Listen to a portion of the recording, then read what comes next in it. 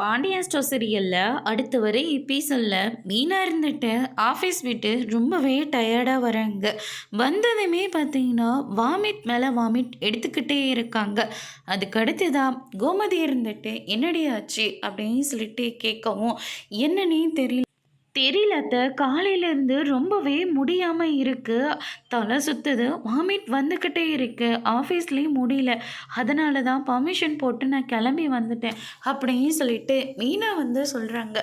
அதுக்கு அடுத்ததாக கோமதி இருந்துட்டு, மீனா கேட்குறேன்னு தப்பாக எடுத்துக்காத, ஏதாவது நாள் தள்ளி போயிருக்கா அப்படின்ற மாதிரி கேட்கவும், வேண்டாம் வேண்டாம், ஏற்கனவே ஒருத்தி சொன்னதை நம்பி எங்கள் வீடே சந்தோஷமாக இருந்தது. ஆனால் கடைசியில் ஒன்றும் இல்லைன்னு தெரிஞ்ச உடனே வீடே வெறிச்சோடி போயிடுச்சு. அதனால் எதுவுமே வேண்டாம் விட்டுரு அப்படின்ற மாதிரி வந்து சொல்கிறாங்க.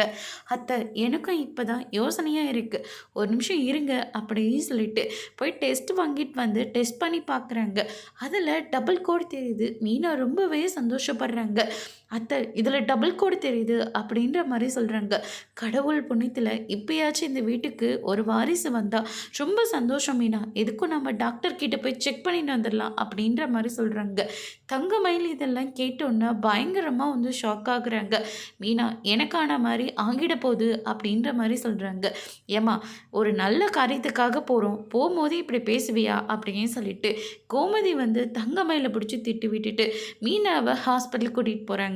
அதோட பிரம முடிச்சிருக்காங்க.